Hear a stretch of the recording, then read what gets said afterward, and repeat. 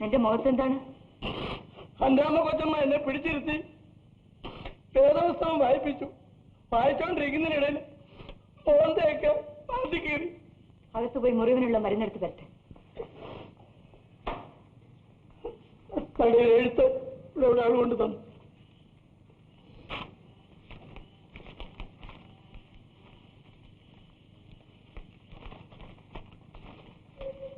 ശങ്കരകുട്ടി, എനിക്കൊരു കാര്യം പറയണം. എന്റെ കിടക്കമുറിയിലേക്ക് പോ. വേണ്ട, നമുക്ക് ഇവിടെ സംസാരിക്കാം. എന്റെ മുറിയിൽ വന്നിരിക്കുന്നതിൽ വിരോധമുണ്ടോ?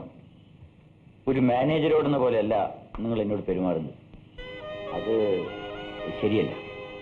ഞാൻ എന്ത് ചെയ്യും ശങ്കരകുട്ടി? നിങ്ങളോട് ഒരു മാനേജറിനെ പോലെ പെരുമാറാൻ എനിക്ക് കഴിയുന്നില്ല. വായിച്ചു നോക്കൂ.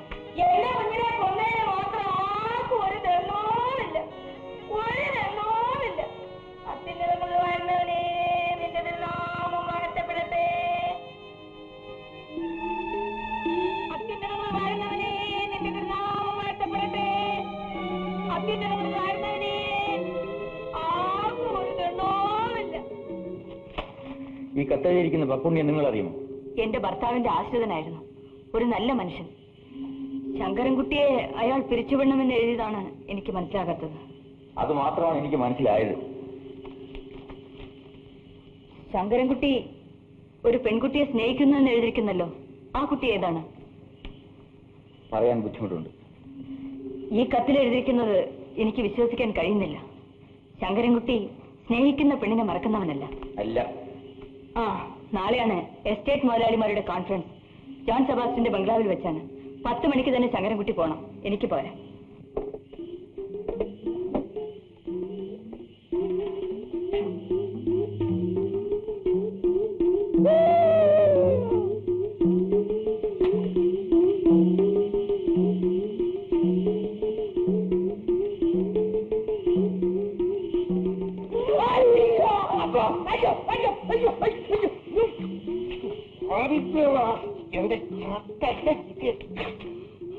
പിടിച്ചോ പിടിച്ചോ.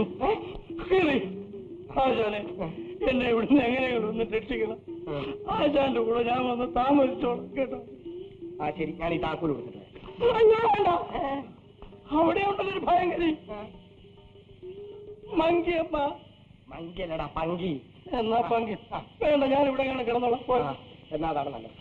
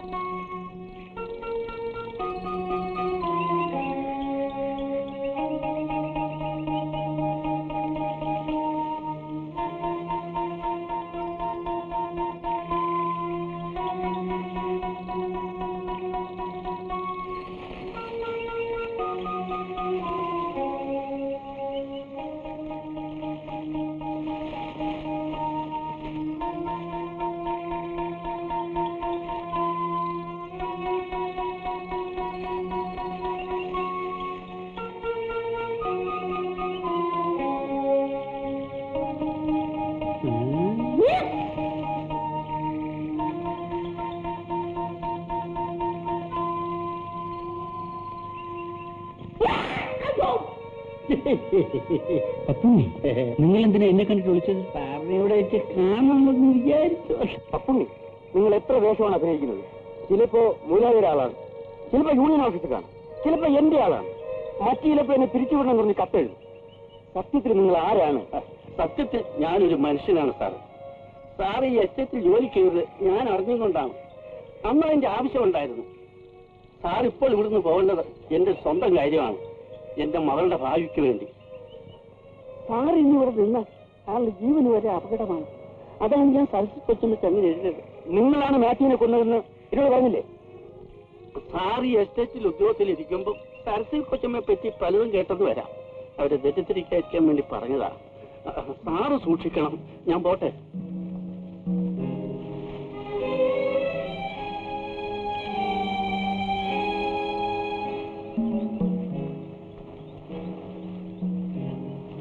ഇതൊരു മായാലോകമാണ്.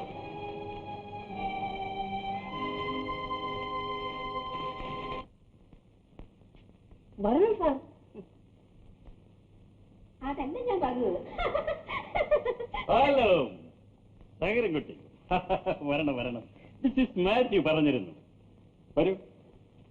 മിസ്റ്റർ മേനോനും ജോസഫും വന്നാൽ 1 മണിക്കൂറിനകം നമുക്ക് കോൺഫറൻസ് തുടങ്ങാം. ചായ കൊണ്ടുവരും. കമേ.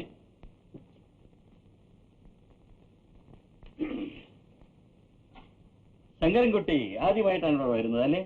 അതെ. പപ്പുണ്ണി അറിയുമോ? അറിയും. ഒരു പങ്കിയമ്മ അയാളുടെ വീട്ടിൽ ചെന്ന് താമസമാക്കുകയും പിന്നീട് ഒരു ദിവസം കാണാതാവുകയും ചെയ്തില്ലേ? ആ, അങ്ങനെ സ്ത്രീയോടെ വന്നിരുന്നു. പിന്നീട് കണ്ടു പോയി. മിസ്റ്റർ ജോൺ സെബാസ്റ്റ്യൻ, മിസ്റ്റർ മാത്യുവിനെ കൊന്നത് ആരാണെന്നാണ് നിങ്ങളുടെ ഊഹം? ചായ കുടിക്കും. ഊഹമൊന്നും ശരിയല്ല. തൊഴിലാളികളാണത് ചെയ്തതെന്ന് ഒരു പറച്ചിലുണ്ടല്ലോ. തീർത്തെങ്ങനെ പറയാൻ കഴിയും? ഓ, ഞാനൊരു കാര്യം മറന്നു. നിങ്ങളെ കാണാൻ വേണ്ടി ഇവിടെ 2 പേര് കാത്തിരിക്കുന്നു. ആരാണവർ? 2 സ്ത്രീകളാണ്.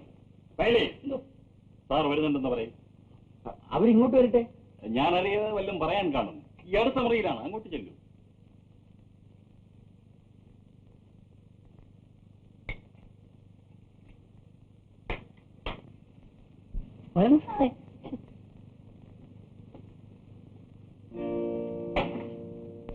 നിങ്ങൾ ഇവിടെ?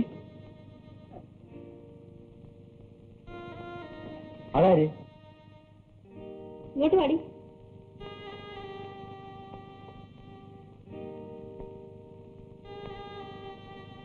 ക്ഷമിക്കണേ സാറേ, ആളറിയാതെയാണ് ചവപ്പറമ്പിൽ വെച്ച് ഞാൻ സാറിനോട് അങ്ങനെ പ്രവർത്തിച്ചത്. നീ എന്തിനങ്ങനെ ചെയ്തു? ജീവിക്കാൻ വേണ്ടിയാണ് സാറേ.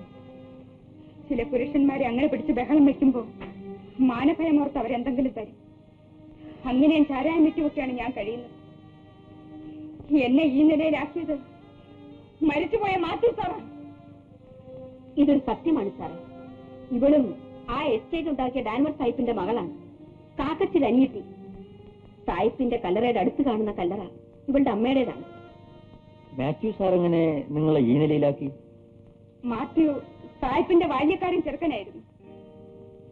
ഒടുക്കം മാനേജരായി. ആ എസ്റ്റേറ്റ് സ്വന്തവുമാക്കി. എല്ലാ കാര്യങ്ങളും ഭംഗിയായി നടക്കുന്നു. Very good.